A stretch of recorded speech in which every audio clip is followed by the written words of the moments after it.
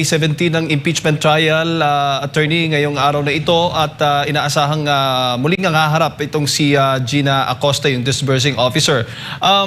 Ano ho yung masasabi po ninyo? Dahil doong nakaraang mga pagdinig, inamin ho niya o ayon po sa kanya ay binigay po niya itong nasa 125 million pesos na confidential fund kay Colonel Raymond Dante La Chica. Sa tingin po ninyo, attorney, dahil po sa testimonyang ito ng disbursing officer ay maaari nang ipatawag ang Vice Presidente sa impeachment trial? Lagi naman pwedeng ipatawag ang Vice Presidente with or without that testimony. Medyo nakakataka lang, ano yung illegal sa ginawa ni Gina Acosta na binigay sa taong dapat mag-i-implement ng proseso ng purpose eh. Kasi kung hinawak lang ni Gina Acosta yon, edi guilty siya ng malversation. So dapat talaga ipasa niya, i-disburse niya sa purpose ng pondo na yon. Opo. So wala kayong isyong nakikita po doon since sinabi din mismo ni Gina Acosta na dumaan naman sa regular na proseso yung paggastos ng confidential funds ng Vice Presidente. Wala talagang issue dyan eh. Kasi kung ang ini-insist ng iba na aakyat sa bundok si Gina Acosta, bit niya yung mga cash na yan. In reality, maraming rebels, mga former rebels na hindi na sila rebel, naging bandido na sila. Kung papaakyatin sa bundok si Gina Acosta, ma-hold up siya, mapapatay siya. Ang dapat gumawa nun yung taong tulad ni itong si Raymond Dante La Chica. So, tama lang ang ginawa ni Gina Acosta. At may accountability naman. Minention naman niya yung pangalan ni Raymond Dante Acosta. Nandun ang accountability. Opo. Kay La Chica pala, kay La Chica. Opo. At doon kay Vice Presidente, attorney, maaari ho ba siyang maging hostile witness ng prosecution kahit siya ay akusado po dito sa trial na ito? Walang ganyan na rule sa impeachment. Yung sinasabing rule na yan sa mga regular courts. Pero sa mga impeachment rules wala akong nababasang ganun. Wala pa akong nakikita. Pero syempre, kung gusto ni Inday Sara, nasa kanya yan. Opo. At maaari din ho siyang maging tumistigo doon sa defense team kung gugustuhin niya. Yes, parang ginawa ni Corona. Hindi naman kailangan pero siya ang nagkusa, si Justice Corona. So depende yan sa kung ano yung decision ng akusado sa impeachment. Opo, at sabi pa nga ng ilang kongresista ng House Prosecution Team, kung ganun po ang mangyayari, ay maaari pa rin makapag-cross-examine ang prosecution dito kay Vice Presidente kung sakali man na titistigo siya para sa defense team. Opo, ganun po yun. Opo. Pero walang issue dun kay Gina Acosta sa day 16 ng trial. Medyo nagugulat nga ako bakit ganun eh. Opo, uulit na naman po kasi yung pagpapatawag kay Vice Presidente dahil na doon sa pagbanggit nga ng pangalan ng Vice Presidente. Parang yun nga naging issue na si Vice Presidente yung ang nag-utos dito kay disbursing officer na ibigay yung kanyang confidential funds. Pero tulad ng sinasabi po ninyo, wala naman pong issue pagdating po doon. Ano yung inaasahan po ninyo ngayong araw na ito sa pagpapatuloy po ng impeachment trial kay Vice President Sara Duterte? Dahil yung witness nila, doon pa rin doon pa rin sa mga yun technicalities na walang makakapag-claim kung sino yung tama o mali dito. Halimbawa, kung tama ba, kailangan bang may proof na successful pagka-disburse ng pera, kailangan ba na may proof kaagad na successful yung purpose. Kasi ako, nung nagtrabaho ko dati sa Office of the Presidential Advisor on the Peace Process, pagka dinisburse mo yung pera for rebel returnees, usually binibigay yan sa agrarian reform communities. May 3-year period yan para i-assess yung success of failure. Kasi kinukuha yung average ng 3 years. Kasi pag binigay mo sa mga rebel returnees na nag-farmer, pag first year na crop failure, may second year, third year pa yan, ina-average yung 3 years. So ngayon, kung yung sinasabi ngayon na dapat itong binigay na dapat may proof kaagad na success, medyo too early to assess. Opo, at Attorney, doon naman po sa kay Gina Acosta, ano yung possible effect naman sa kanyang naging testimonya kamakailan? Yung ano, yung tungkol sa yung apat na bag? Yung or naging ano? yes, yung Or- naging pahayag po niya doon during ditong direct examination po sa kanya. Napaka-normal naman para sa isang special disbursing officer. Yung normal yun eh.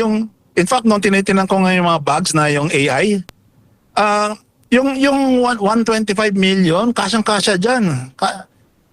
Magiging coins of ganun. Kasi ako po, nagtrabaho din po ako sa bangko. Parang yung apat na bag na yan, parang sobrang laki sa 125 million. Opo, attorney, Kung magandang umaga. paper bills ang ginamit. Si Admar po ito. Kabilang din po sa kini-question ng prosecutor o ng prosekusyon ay yung paggagawa ng plano intended para dito po sa confidential funds. Parang kini-question nila na hindi ang disbursing officer, yung project coordinator, yung mismong gumawa o gagawa ng plano intended para dito sa confidential funds. At kine-question nila na merong tulong, halimbawa dito po kay Colonel Lachica, na the same time, yun din yung mag-i-implement at bibigyan po ng pondo. Meron po ba kayong nakikitang mali ukol nga po dito? In real life, may plano yon at saka malaking team, hindi lang isang taong gumagawa ng plano na yun. Pero yung plano na yun, hindi ka agad i-reveal dahil delikado ang buhay ng mga informants. Usually yung plano na yun, nire-reveal after many years na. Dahil para kinakailangan i-secure muna yung buhay ng mga informants, kung sinong beneficiaries, lalong-lalo na kung mga rebel returnees ito. So, meron plano yun at syempre hindi mo kaagad at this point in time, pag binulgar mo yung plano, iti kawawa naman yung re-respakan ng yung mga hindi sumuko. Hindi yung mga rebelde pa hanggang ngayon. So, Opo, clarify ko lang, attorney. Parang ang kini-question kasi nila, bakit nandyan pa si Lachica para sa paggawa nitong mga programa na ito, hindi ba kaya lang ni Acosta or obligado rin or tama lang din ang ginawa ni Acosta na makipag-ugnayan kay Lachica para makabuo ng mga programa po na siyang kini-question ng prosekusyon, attorney? wala ko nakikitang mali doon. In fact, counterinsurgency ito eh. So, definitely dapat magko-consult sila with one another. Hindi pwede soloin ng isang tao at saka hindi pwedeng ibulgar kaagad kung i-reveal sa publiko, i-announce sa publiko yung plano na to at this early point in time dahil delikado ang buhay ng mga ang may involved dito sa itong usually confidence building measures to na binibigay sa mga potential rebel returnees o yung mga sumuko na ng rebels. So definitely wala akong makitang masama doon sa ginawa ni Lachica at saka ni Acosta kung nag-usap man sila o kung ano yung division of labor nila, kung anong pinag-usapan nila, anong plano nila. So wala akong nakikitang irregular o anomalous doon. So kumbaga, akma lamang po dahil ito naman pong programa na paglalaanan ng confidential fund ay mas sigit na nakakaalam yung talagang involved sa security sector. Oo nga eh, dapat talaga eksperto sa sa security matters kasi to eh. Hindi ito yung basta-basta na lang na yung pang urban or pang city. Dahil to intelligence maano to yan. Kailangan mo mag-penetrate sa mga lugar na hindi mapupuntahan ni Gina niya kaya. Opo. Doon naman po sa kini-question na minadali daw yung proseso para ma-encash daw yung pera. Sa tingin mo may masama doon kung tumugma naman, kung mabilis naman ang proseso, wala namang nilabag, dapat pa bang questionin na yon, attorney? Nagtataka nga ako. Wala akong makitang issue doon. Yung the amount is, kung tutusin, the amount is small for that kind of purpose. ano lang yan eh. At saka kung tama yung sinasabi ng prosecution, edi simple lang. Kanino ba galing yung confidential fund na yan? Hindi ba sa Office of the President? Bakit hindi ipatawag yung kung sino man sa Office of the President ang may kinalaman dyan sa pondo na yon? Opo. Opo. At isa rin sa kanilang pinupuna ng prosekusyon, dahil daw ipinag-utos ng pangalawang Pangulo kay Acosta na ibigay ang pera dito kay La Chica, ibig sabihin meron ng mali daw na ginawa ang Vice Presidente doon dahil tingin nila si Acosta lamang dapat daw ang mag-disburse doon sa pera, pero nanindigan itong si Acosta na naayon pa rin sa Joint Memorandum Circular number 15 yung kanyang ginagawa. Tingin niyo po yung pagbibigay niya ng pondo kay La Chica ay bahagi ng pag-disburse nung pera, and at the same time hiningan niya based doon sa testimonya niya na hiningan din niya si La Chica na mga kaukulang mga dokumento bilang pagpapatunay na igasto o na ibigay ang mismong confidential fund sa paglalaan talaga ng pondo, attorney. Sa tingin ko walang lalabag sa Joint Memorandum Circular na yan. Dahil una hindi naman krimen yung ginawa nila eh. At most, siguro pwedeng sabihin na si La Chica ay darating din ang araw na kung safe na lahat, pwede siyang mag-report. No? Sa ngayon, hindi pa safe. Eh. At saka yung average period niya, yung kapag agrarian, 3 years yun. Kapag ano naman, sa education, hindi ko lang alam. No? Kasi kung minsan ginagawa ng school sa mga communities ng mga rebel repertories, hindi ko alam yung period. Pero sa ano rin, yung medical sa agrarian, usually magkasabay yun. Dahil naalala ko nung araw, yun nga yun, nagtatrabaho ako sa peace process, tapos marami akong kakilala sa agrarian reform. Ang agrarian reform secretary nun, si Gary Lau, tapos yung sa health si Juan Flavier, nagtutulungan sila eh. At binibigyan ng usually 3 years eh, pagka gano'n yung nagde-develop na agrarian reform communities. So ngayon, kung yung sa impeachment na yun, kung gagamitin mo that same standard na ginamit nung araw, nasa ano na, hindi pa tapos ang 3rd year. So kinakailangan may panahon pa para mag-liquidate si yung who is in the counterinsurgency process. Opo. Pinuna po ng isang senator judge ang hostile witness na si Acosta dahil daw sa hindi pagsasalita na pwede naman daw magsalita ng Tagalog o Ingles. Pero attorney, karapatan po ba ng witness na kung saan siya komportable at mas maipapaliwanag niya ng lubos at kung magtatanong siya, kung hindi niya naintindihan yung tanong, obligado siya na, kumbaga, kung saan siya komportable, yun ang kanyang gagawin po.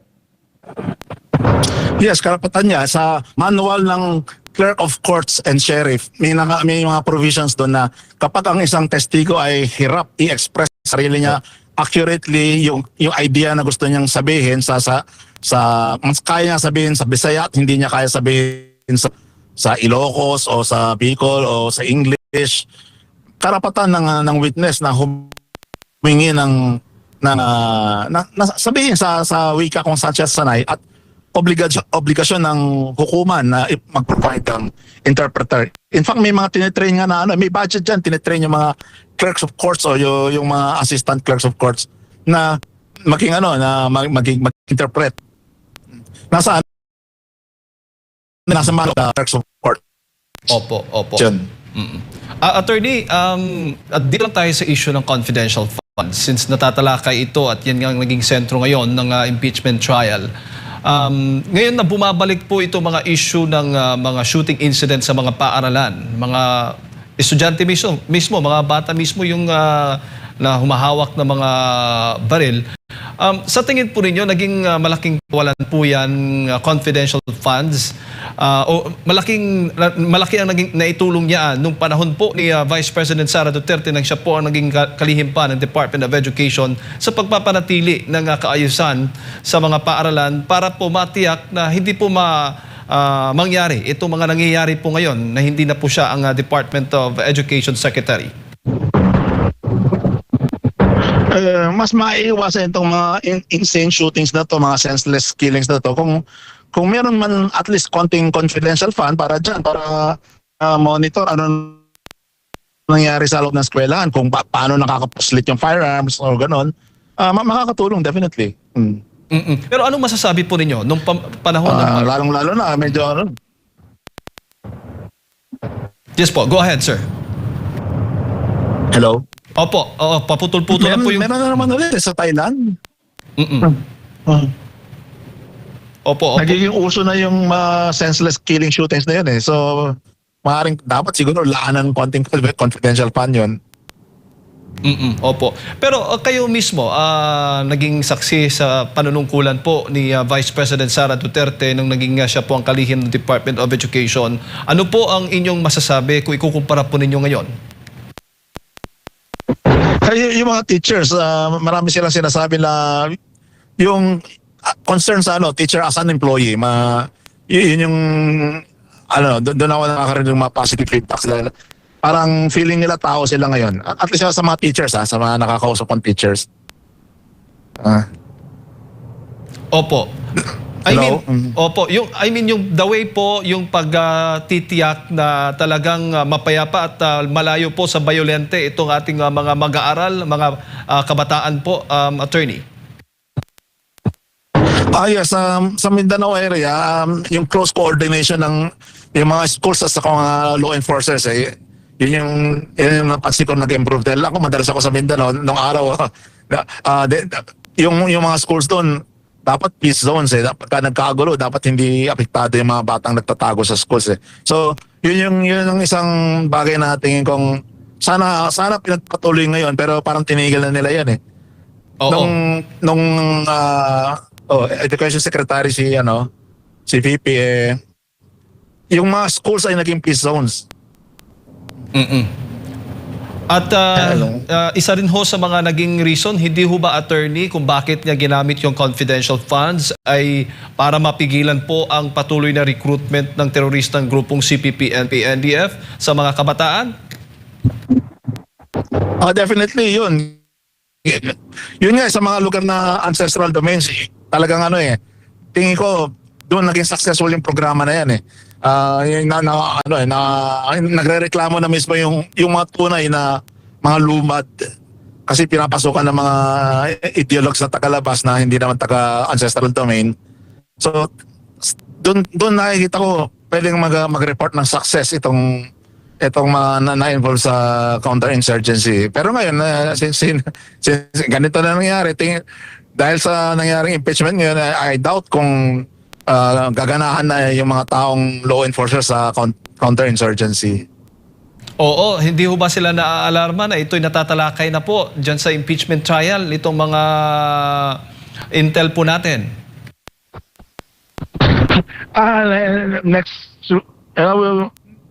Siguro mga Wednesday o Thursday o Friday magpe-press con sila yung mga men in uniform na ayaw nila yung nangyayari ngayon dahil mawawalan ng gana yung mga intel mawawalan ng gana yung counterinsurgency sa mga nangyayari ngayon.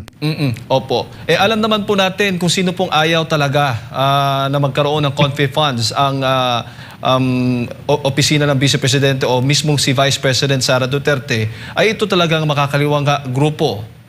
Attorney? Definitely sila.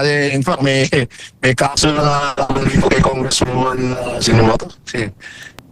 yung na-kidnap ng indigenous person, ng mga bata. So, nahuli yun dahil sa confi fund. Nahuli yung congresswoman na yan. Yun. Opo. Siguro, attorney... Yung na-kidnap ng mga bata sa Lumad. Opo. Siguro, attorney, huli na lang, alam kong medyo abala po kayo, no? Kasi paputol-putol po yung linya ng ating komunikasyon. Ngayong umaga, ngayon na baguhin, may plano pong baguhin na. Next week, yung schedule po ng impeachment trial, possible po sa halip na umaga, sa hapon na po ito, magaganap ang impeachment trial at posibleng umabot pa daw sa Pebrero. Ano ho yung reaction po ninyo dyan? napakalaking waste of money. Sa anong hinahabol, 125 o 600 ba yun? 600 million. Tapos yung gagastusin, doble nun para lang i-redefine yun, para lang pagtalunan ano ang definition ng confidential. Waste of time. Pero kung tingin ko kung nag-struggle sila na ganahan ng tao na manood ng impeachment, edi siguro kausapin si VP na umaten siya. Kasi right now, wala nang gana ang tao manood eh. Pero pag siguro magpakita si VP na kahit umupo siya isang beses yan, magiging blockbuster yan. kung walang impeachment yun ay wala nang nanonood at hindi na sinusubaybayan ng tao, then let Sarah sit in the witness stand. Sigurado maraming manonood ulit. Opo. Attorney, maraming salamat po sa inyong oras. Good